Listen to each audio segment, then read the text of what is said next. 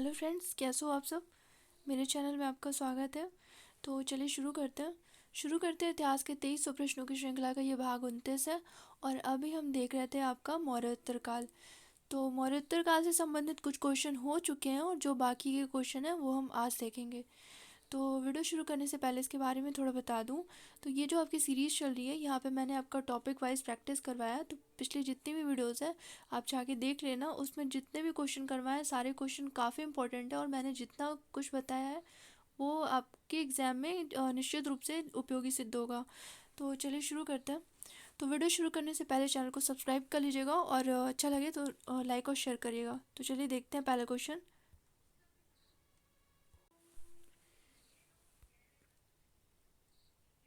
पहला क्वेश्चन है, निम्नलिखित में से खारवेल ने अपने राज्य के किस वर्ष में गोरखगिरी पर आक्रमण किया। ए ऑप्शन आपका द्वितीय वर्ष, बी ऑप्शन आपका अष्टम वर्ष, सी ऑप्शन आपका 13वें वर्ष और डी ऑप्शन आपका छठे वर्ष। तो इसमें जो आपका सही आंसर होगा वो है बी, अष्टम वर्ष किया था। ठीक है। अच्छा, मान लो क्वेश्चन ये पूछता कि खारवेल ने 10वें वर्ष कहाँ पे आक्रमण किया था। तो खारवेल ने अपने शासन के 10वें वर्ष भरतवर्ष या भारतवर्ष पे आक्रमण किया था। भारतवर्ष या भारतवर्ष पे आक्रमण किया था। और 12वें उसने, उसके बारे में और बता दूं तो इसने अपने शासन के 12वें वर्ष 2 अभियान किया था। कौन कौन सा अभियान किया था। एक तो उत्तर भारत पे अभियान किया था और एक दक्षिण भारत पे अभियान किया था। और सर्वप्रथम उसने मगध के शासक बृहस्पति मित्र यानी कि बृहस्पति मित्र को हराकर अपनी चरण वंदना करवाया था। तो अगर मान लो क्वेश्चन पूछ देता है कि किसने बृहस्पति मित्र को हराकर अपनी चरण वंदना करवाया था, तो ये आपका खारवेल था। ठीक है। और अगर मान लो क्वेश्चन ये पूछता है कि खारवेल का अंतिम अभियान कौन सा था, तो खारवेल का जो अंतिम अभियान था ये पांड्य देश पे था। किस पे था। पांड्य देश पे था। और यहाँ पे उसने जल और ये जो अभियान हुआ था वो जल एवं थल मार्ग से हुआ था। तो चलिए नेक्स्ट क्वेश्चन देखते हैं। क्वेश्चन के अकॉर्डिंग आपका सही आंसर क्या था, बी। नेक्स्ट क्वेश्चन है, निम्नलिखित में से कौन सा कथन सही है। ए ऑप्शन है खारवेल ने नंदराज को पराजित किया, बी ऑप्शन है खारवेल शैव धर्म का अनुयायी था, सी ऑप्शन है आपका साम्राज्ञी बलश्री गौतमीपुत्र सातकर्णी की माता थी, सी ऑप्शन है डी ऑप्शन है आपका पांड्य महाराष्ट्र के शासक थे। तो इसमें जो आपका सही आंसर होगा वो होगा सी। ठीक है। और ये ऑप्शन गलत है क्योंकि खारवेल ने नंदराज को पराजित नहीं किया था। और बी ऑप्शन भी गलत है। क्यों गलत है, क्योंकि वो शैव धर्म का नहीं जैन धर्म का अनुयायी था। किस धर्म का अनुयायी था, जैन धर्म का। ठीक है। और ये जो पांड्य जो थे वो महाराष्ट्र के शासक नहीं थे। पांड्यों का जो साम्राज्य था वो दक्षिण भारत में कावेरी नदी के दक्षिण में स्थित था। कहाँ पे स्थित था, दक्षिण भारत में कावेरी नदी के दक्षिण में स्थित था। और इनकी राजधानी क्या थी, तो इनकी जो राजधानी थी पांड्यों की वो आपकी ताम्रपड़ी नदी पर कोरकई थी। कोरकई ये ताम्रपड़ी नदी पर था। इसके बारे में मैंने आपको पिछली वीडियो में बताया था ना कि ये कोरकई पांड्यों का प्रमुख बंदरगाह था जो कि मोती खोजने के लिए इसका उपयोग किया जाता था। और यहाँ पे मोती खोजने का कार्य कौन करते थे, तो बंदियों के माध्यम से करवाया जाता था। ठीक है। तो क्वेश्चन के अकॉर्डिंग आपका सही आंसर क्या था, सी, बाकी सब गलत है। चलिए नेक्स्ट क्वेश्चन देखते हैं। मथुरा से प्राप्त खड़ी मुद्रा की आदमकद प्रतिमा संबंधित है। ए ऑप्शन है आपका मौर्य काल, बी ऑप्शन है शुंग काल, सी ऑप्शन है कुषाण काल और डी ऑप्शन है आपका गुप्त काल। तो जो इसमें सही आंसर होगा वो है आपका सी, कुषाण काल। इसके बारे में थोड़ा बता दूं तो मथुरा से कनिष्क की सिरविहीन मुद्रा मिली है। सिरविहीन मुद्रा मिली है जो कि खड़ी मुद्रा में है। और इस मूर्ति में कनिष्क ने लंबा पतलून और बूट पहना हुआ है, मतलब लंबा पतलून पहना है और बूट पहना है। ठीक है। और मथुरा में एक और मूर्ति मिली आपकी, तो मथुरा में आपका विमकट फिशेस की सिंहासनासीन मूर्ति मिली है। किसकी मिली है, विमकट फिशेस की। ये जितने भी पॉइंट मैं आपको बता रही हूँ ये आप नोट कर लेना, ये आपके एलटी ग्रेड और टीजीटी पीजीटी एग्जाम के लिए बहुत ही इंपॉर्टेंट है। अच्छा, मान लो क्वेश्चन ये पूछ दे कि सर्वाधिक जैन प्रतिमाएं कहाँ से प्राप्त हुई हैं। तो सर्वाधिक जो जैन प्रतिमाएं प्राप्त हुई हैं वो भी आपकी मथुरा से ही प्राप्त हुई हैं। ठीक है। तो चलिए नेक्स्ट क्वेश्चन देखते हैं। क्वेश्चन के अकॉर्डिंग सही आंसर क्या था आपका, सी। नेक्स्ट क्वेश्चन देखते हैं। सूची 1 एवं सूची 2 का मिलान करते हुए नीचे दी गई संकेत तालिका में से सही उत्तर चुनिए। ए ऑप्शन है आपका यूथिडेमस, बी ऑप्शन है विमकट फिशेस, सी ऑप्शन है आपका शोडाश और डी ऑप्शन है आपका वोनोनस। तो इसमें मिलान करना है आपको। तो इसमें हो जाएगा आपका यूथिडेमस, ये जो था ये आपका इंडो ग्रीक था। विमकट फिशेस क्या था, तो विमकट फिशेस आपका कुषाण हो जाता है। और शोडास क्या था, तो शोडास जो है ये आपका शक था। और वोनोनस क्या था, तो वोनोनस जो था ये आपका पर्थियन था। तो क्वेश्चन के अकॉर्डिंग आपका सही आंसर क्या होता है, ए का 4, ए का 3, ए ऑप्शन आपका सही होगा। इसमें ए ऑप्शन सही होगा। इसके बारे में थोड़ा बता दूं, ये जो शोडास था ना, ये शक शासक शोडास जो था ये राजवुल का उत्तराधिकारी था। किसका उत्तराधिकारी था, राजवुल का।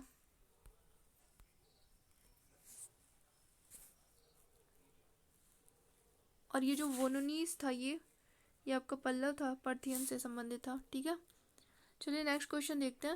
निम्नलिखित में से कौन सा कथन सही है। ए ऑप्शन, कनिष्क ने पुरुषपुर में एक विशाल स्तूप का निर्माण करवाया। बी ऑप्शन है, कनिष्क कलहड़ के अनुसार कुषाणों का पतन कश्मीर में हुआ था। सी ऑप्शन है आपका, कुषाणों ने कर्नाटक तक अपने साम्राज्य का विस्तार किया था। और डी ऑप्शन है, मेनांडर ने पाटलिपुत्र पर आक्रमण करके उस पर अधिकार कर लिया। तो इसमें आपका सही आंसर है वो है ए ऑप्शन आपका सही है। ठीक है, इसके बारे में थोड़ा बता दूं, तो कनिष्क ने पुरुषपुर में 13 मंजिलों का एक टावर बनाया था। कितने मंजिलों का, 13 मंजिल का एक टावर बनाया था। और जिसकी वेदिका जो थी वो 150 फीट ऊंची थी, 150 फीट ऊंची थी। ठीक है, और इसके बारे में सुंग युन कहता है, कौन कहता है, सुंग युन। क्या कहता है, सुंग युन कहता है कि यह टावर 3 बार आग से नष्ट हो चुका था। कितने बार आग से नष्ट हो चुका था, 3 बार। और कनिष्क के रवातक अभिलेख से उसके 6 नगरों का उल्लेख मिलता है। ये आपका कर्नाटक वाला जो है ये गलत क्यों है, इसके बारे में थोड़ा बता दूं। तो कनिष्क का जो रवातक अभिलेख है उससे 6 नगरों का उल्लेख मिलता है, जिसमें उसका कर्नाटक, उसमें उसके साम्राज्य का जिसमें ये जो 6 नगर है उसमें कर्नाटक का नाम वर्णित नहीं है। इसकी उस हिसाब से ये अनुमान लगाया जाता है कि कर्नाटक तक उसके साम्राज्य का विस्तार नहीं था। और वो 6 नगर कौन कौन से थे, तो वो 6 नगर थे कौंडिन्य, उज्जैनी, साकेत, कौशाम्बी, पाटलिपुत्र और चंपा। ठीक है, तो क्वेश्चन के अकॉर्डिंग आपका सही क्या था, ए। चलिए नेक्स्ट क्वेश्चन देखते हैं। निम्नलिखित में से कौन सा कथन सही है। ए ऑप्शन है, कनिष्क ने अमरावती में एक स्तूप का निर्माण करवाया। बी ऑप्शन है, कनिष्क ने सुदर्शन झील की मरम्मत करवाई। सी ऑप्शन है, जिद्दा अभिलेख में हुविश्क को मुरोड की उपाधि दी गई। और डी ऑप्शन है आपका, कनिष्क ने कुंडल वन विहार में चौथी बौद्ध संगीति का आयोजन किया। तो इसमें जो सही आंसर है वो आपका है डी, डी ऑप्शन सही है। इसके बारे में थोड़ा बता दूं, तो ये जो कनिष्क ये जो दिया है अमरावती का जो स्तूप है, ये कनिष्क ने नहीं करवाया था, ये अशोक ने करवाया था। ये आंध्र प्रदेश में स्थित है ये स्तूप, ये अशोक ने करवाया था। और इसके बाद किसने करवाया था, तो अशोक के बाद सातवाहनों ने करवाया था। और ये जो आपका कनिष्क ने गिरनार, ये जो सेकंड बी ऑप्शन है, कनिष्क ने गिरनार में सुदर्शन झील की मरम्मत कराई थी। तो ये सुदर्शन झील की जो मरम्मत कराई थी ये आपके कनिष्क ने नहीं, रुद्रदामन ने करवाया था, रुद्रदामन ने। इसके बारे में मैंने आपको पिछले वीडियो में काफ़ी कुछ बताया है, तो अगर आप चाहो तो वहाँ से जाके देख सकते हो। और ये आपका जिद्दा जो अभिलेख है ये हुविश्क की मुरोड, इसमें हुविश्क को मुरोड की उपाधि दी गई थी। ये गलत क्यों है, क्योंकि ये जो जिद्दा अभिलेख है वो कनिष्क के पंजाब पर अधिकार की पुष्टि होती है, उससे संबंधित है, हुविश्क से संबंधित नहीं है, ये कनिष्क से संबंधित है। ठीक है, तो क्वेश्चन के अकॉर्डिंग आपका सही आंसर क्या था, डी। चलिए नेक्स्ट क्वेश्चन देखते हैं। निम्नलिखित में से कौन सा युग्म सही नहीं है। ए ऑप्शन आपका नहपान कार्दमक, नहपान कार्दमक। बी ऑप्शन है गोंदोफियरस पर्थियन। और सी ऑप्शन है आपका चस्टन कादर्मक। और डी ऑप्शन है मियाओस कुषाण। तो इसमें आपका कौन सा सही नहीं है, तो इसमें आपका जो ए ऑप्शन है वो सही नहीं है। ए क्यों नहीं सही है, कि क्योंकि ये जो नहपान था वो शकों के क्षहरात वंश का शासक था। कौन से वंश का शासक था, क्षहरात वंश का, न कि कार्दमक वंश का। जस्ट मिनट, ये क्षहरात वंश का शासक था। ठीक है, तो चलिए नेक्स्ट क्वेश्चन देखते हैं। ये ऑप्शन आपका इसका सही था, मतलब ये ऑप्शन इसमें गलत है।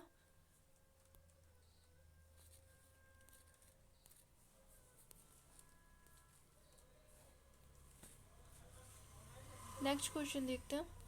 नेक्स्ट क्वेश्चन है, निम्नलिखित में से किसने अपने चांदी के सिक्कों पर तिथियां लिखवाई? ए ऑप्शन है इंडो ग्रीक, बी ऑप्शन है पर्थियन, सी ऑप्शन है पश्चिमी क्षत्रप और डी ऑप्शन है आपका कुषाण। तो इसमें जो सही आंसर है वो है पश्चिमी क्षत्रप, सी ऑप्शन सही है। इसके बारे में थोड़ा बता दूं तो कादर्मक शक शासक जीवदामन के शासनकाल में भारत में सर्वप्रथम तिथि युक्त सिक्कों का अंकन शुरू हुआ था, प्रचलन शुरू हुआ था। कौन से शासक के? तो जीवदामन। तिथि युक्त तो जो सिक्कों का प्रचलन शुरू हुआ था ये शासक जीवदामन के शासनकाल में प्रचलन हुआ था। और ये जो जीवदामन था वो आपका पश्चिमी क्षत्रप से संबंधित था। और पश्चिमी क्षत्रप के अंतर्गत कौन से क्षेत्र आते थे? तो पश्चिमी क्षत्रप के अंतर्गत आपके नासिक और उज्जैन के शासक आते थे, नासिक व उज्जैन। ये मैं जितनी चीज़ें बता रही हूँ आप नोट कर लेना, ये थोड़ा यहाँ जगह कम है तो हैंड राइटिंग पे मत जाना। और अगर मान लो क्वेश्चन पूछ देता कि उत्तरी क्षत्रप के अंतर्गत कौन से शासक आते थे, तो उत्तरी क्षत्रप के अंतर्गत आपका तक्षशिला मथुरा के शक आते थे। तक्षशिला, उत्तरी क्षत्रप में तक्षशिला व मथुरा के शक आते थे। चलिए नेक्स्ट क्वेश्चन देखते हैं। क्वेश्चन के अकॉर्डिंग सही आंसर क्या था? सी। नेक्स्ट क्वेश्चन है, किस वंश के शासकों द्वारा भूमि अनुदान का प्राचीनतम अभिलेखीय साक्ष्य प्राप्त होता है? ये ऑप्शन आपका सातवाहन, बी ऑप्शन है कुषाण, सी ऑप्शन आपका गुप्त और डी ऑप्शन आपका वर्धन। तो इसमें जो सही आंसर होगा वो है ए। इसके बारे में थोड़ा बता दूं तो देखो, ये जो भूमि अनुदान का प्राचीनतम साक्ष्य प्राप्त होता है वो आपका नाना घाट अभिलेख से प्राप्त होता है। कहाँ से प्राप्त होता है? नाना घाट अभिलेख से, ठीक है। और इस अभिलेख में, ये आपका नाना घाट अभिलेख है, इस अभिलेख में 18 यज्ञों के आयोजन का जानकारी मिलती। कौन कितने यज्ञों के? 18 यज्ञों के आयोजन के, जिसमें से आपका दो अश्वमेध यज्ञ और एक राजसूय यज्ञ था। जिसमें से 18 यज्ञों में से दो आपका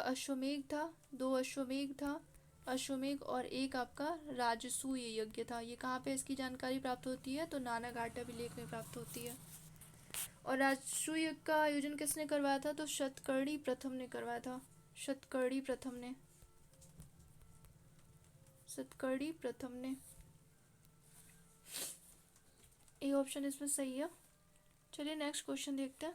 निम्नलिखित में से किस संप्रदाय को साम्राज्ञी बलश्री ने नासिक में दान दिया था? ए ऑप्शन है आपका भदावनीय संघ, बी ऑप्शन है काकनादीय संघ, सी ऑप्शन है वज्रयानीय संघ और डी ऑप्शन है आपका आर्य संघ। तो इसमें जो सही आंसर होगा वो आपका ए ऑप्शन सही है, भदावनीय संघ। चलिए नेक्स्ट क्वेश्चन देखते हैं।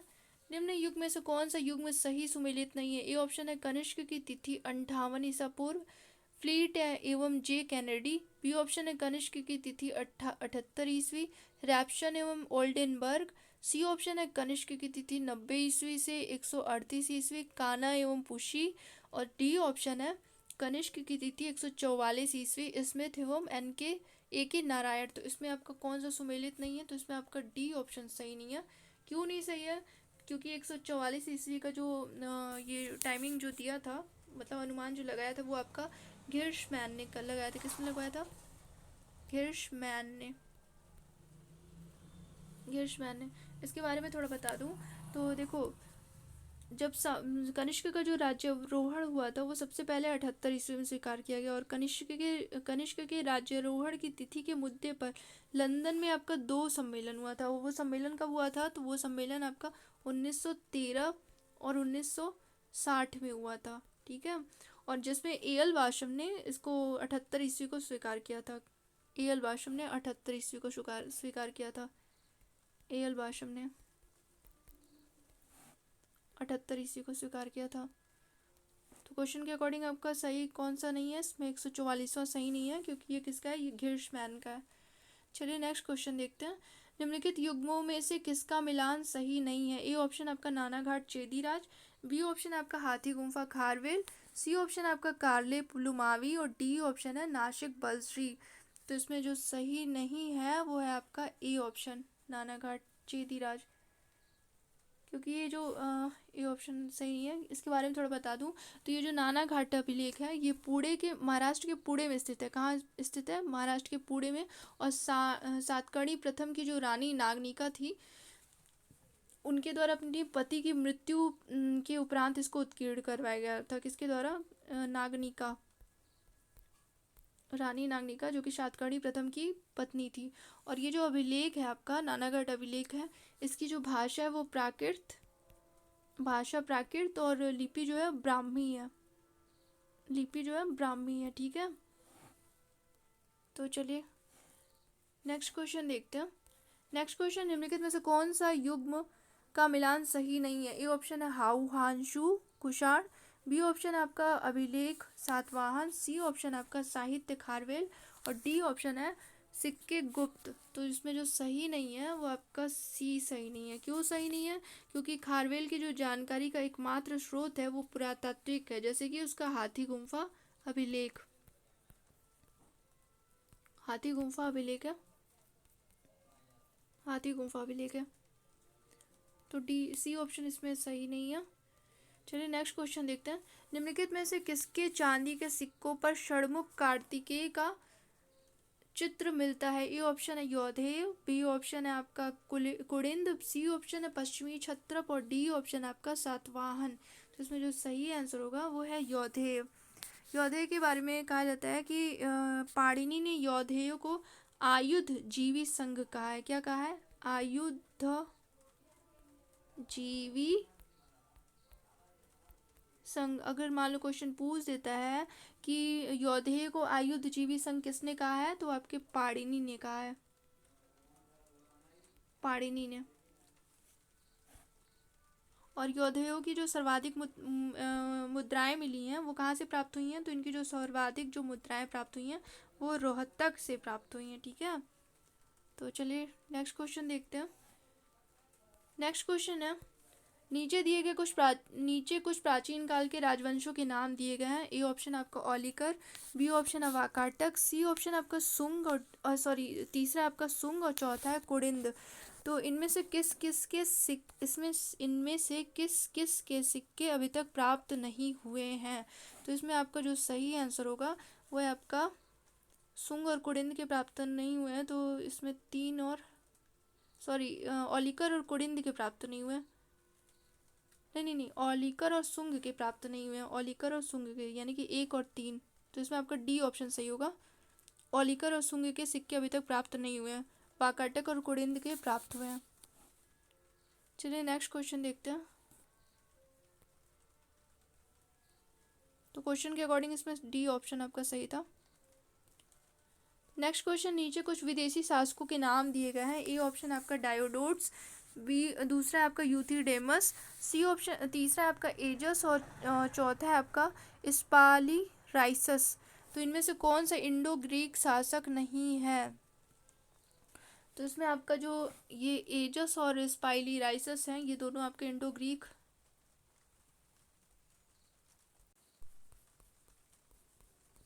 रुक जाओ जरा सा,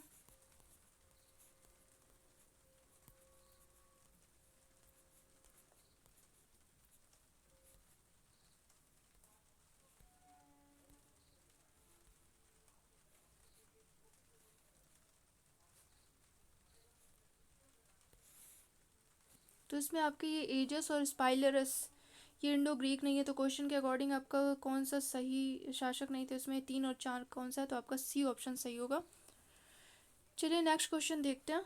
नेक्स्ट क्वेश्चन है, प्रथम शताब्दी ईस्वी का रबातक अभिलेख किस क्षेत्र में मिला? ए ऑप्शन आपका तक्षशिला के आसपास, बी ऑप्शन आपका अफगानिस्तान, सी ऑप्शन आपका मथुरा के आसपास, और डी ऑप्शन आपका मध्य एशिया। तो इसमें जो सही आंसर होगा वो है आपका बी। इसके बारे में थोड़ा बता दूं तो ये जो रबातक अभिलेख है वो अफगानिस्तान के सुर्ख कोतल के, कौन सा जगह है? शुर्क कोतल के काफिर का किला नामक पहाड़ी पर स्थित है। और ये जो लेख है ये 23 पंक्तियों का, कितनी पंक्तियों का? 23 पंक्तियों का विशालतम अभिलेख, जो कि बैक्टीरियाई भाषा और ग्रीक लिपि में, कौन सी भाषा में ये रबातक अभिलेख? तो आपका बैक्टीरियाई भाषा और ग्रीक लिपि में,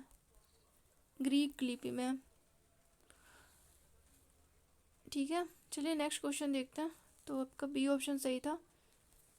नेक्स्ट क्वेश्चन है, निम्नलिखित में से कौन सा कथन सही है? ए ऑप्शन है कनिष्क के राज्य के प्रथम वर्ष में रवातक अभिलेख में कुषाणों की वंशावली दी गई है। बी ऑप्शन है समुद्रगुप्त के 9वें वर्ष इलाहाबाद स्तंभ लेख में कोई वंशावली नहीं दी गई है। सी ऑप्शन है आपका अरमाइक लिपि में लिखे गए अशोक की मानसेहरा स्तंभ लेख में 7 घोषणाएं उत्कीर्ण हैं। और डी ऑप्शन है भागभद्र के बेशनगर स्तंभ लेख में पुष्यमित्र की विजयों का वर्णन मिलता है। तो इसमें जो आपका सही आंसर है वो आपका ए है। इसके बारे में बता दूं तो इसमें कुषाणों की वंशावलियाँ दी गई हैं। ये जो आपका रवातक अभिलेख और रवातक अभिलेख में आपका कनिष्क संवत और कनिष्क की उपाधि देवपुत्र और सम्राटों का सम्राट कहा गया है इसमें रवातक अभिलेख में। ये ऑप्शन सही होगा। नेक्स्ट क्वेश्चन देखते हैं, कनिष्क प्रथम के सारनाथ बौद्ध प्रतिमा अभिलेख की तिथि क्या है? ए ऑप्शन है आपका 78 ईस्वी, बी ऑप्शन है आपका 81 ईस्वी और सी ऑप्शन है आपका 98 ईस्वी और डी ऑप्शन है आपका 121 ईस्वी। तो इसमें आपका जो सही आंसर होगा वो है बी। इसके बारे में थोड़ा बता दूं तो देखो कनिष्क का जो राज्यारोहण हुआ था वो 78 ईस्वी में हुआ था, लेकिन सारनाथ की जो बौद्ध प्रतिमा बनवाई थी उसने अपने राज्याभिषेक के तीसरे वर्ष बनवाया था। तो 78 के हिसाब से कहते हैं कि ये 81 वर्ष इसका, यानी कि राज्यारोहण के तीसरे वर्ष करवाया था। तो इस आधार पर निष्कर्ष निकालते हैं कि 81 में इसको स्वीकार किया जाता है। ठीक है, तो क्वेश्चन के अकॉर्डिंग आपका बी आंसर सही है 81 ईस्वी में। नेक्स्ट क्वेश्चन है, किस विदेशी लेखक ने सुंग वंश के विवरण दिए? ए ऑप्शन आपका Faxian, B option Hiuen Tsang, C option है इत्सिंग और डी ऑप्शन है आपका तारानाथ। तो ये आपका डी ऑप्शन सही होगा, तारानाथ ने विवरण दिए और ये तिब्बती इतिहासकार थे। इन्होंने सुंगों की धार्मिक नीति का विवरण दिया है, धार्मिक नीति का। ये तिब्बती इतिहासकार थे। नेक्स्ट क्वेश्चन देखते हैं, निम्नलिखित लिपियों में से रज्जुवल के सिक्कों पर एक लिपि प्राप्त नहीं हुई है। ए ऑप्शन आपका ब्राह्मी, बी ऑप्शन है खरोष्टी, सी ऑप्शन आपका ग्रीक और डी ऑप्शन आपका अरमाइक। तो इसमें आपका जो सही होगा वो है आपका अरमाइक। इसके सिक्कों पर ये जो रज्जुल है उसके सिक्कों पर अरमाइक लिपि का अंकन प्राप्त नहीं होता। उसके सिक्कों पर देवी पल्लस की आकृति उत्कीर्ण है। किसकी? देवी पल्लस की आकृति उत्कीर्ण है। ठीक है, और ये रज्जुल कौन था? तो ये मथुरा का पहला शक शासक था। मथुरा का ये पहला शक शासक था। तो क्वेश्चन के अकॉर्डिंग आपका डी आंसर सही था। नेक्स्ट क्वेश्चन देखते हैं, वशिष्ठी पुत्र पुलमावी के नासिक प्रशस्ति के अपरांत का समीकरण अधोलिखित किस स्थान से किया जाता है? ए ऑप्शन आपका मालवा, बी ऑप्शन है मानधाता क्षेत्र और सी ऑप्शन है पारियान क्षेत्र और डी ऑप्शन है उत्तरी कोंकण।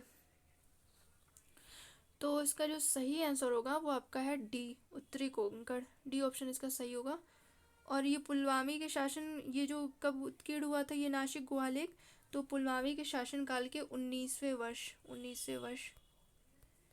ठीक है, तो ये आपका क्वेश्चन कंप्लीट हो गया और ये आपके जितने भी आगामी एग्ज़ाम हैं सभी एग्ज़ाम के लिए काफ़ी उपयोगी है और इसका लाभ आपको निश्चित रूप से एग्ज़ाम में देखने को मिलेगा। और जितना कुछ मैंने बताया है वो आप देख लेना, नोट कर लेना और रिवीजन करना होगा तो रिवीजन भी कर लेना। और वीडियो अगर अच्छी लगे तो लाइक और शेयर करना जिससे मुझे भी मोटिवेशन मिले। अगर आपको कुछ डाउट हो तो आप कमेंट सेक्शन में लिख देना, मैं वहाँ पे जवाब दे दूँगी। तो आज आपका मौर्योत्तर काल कंप्लीट हो गया। अब इसके बाद हम जो नेक्स्ट टॉपिक लेंगे आपका गुप्त काल होगा। ठीक है, तो गुप्त काल से संबंधित जो भी क्वेश्चन होगा वो नेक्स्ट वीडियो में मैं अपलोड कर दूँगी। ठीक है, थैंक यू।